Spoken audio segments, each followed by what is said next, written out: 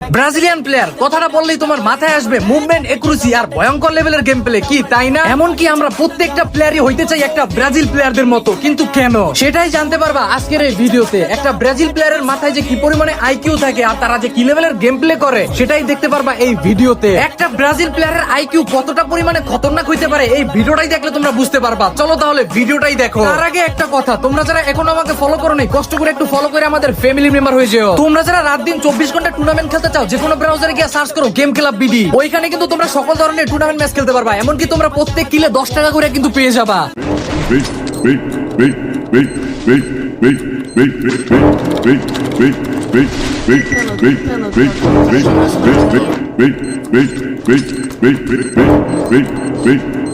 Get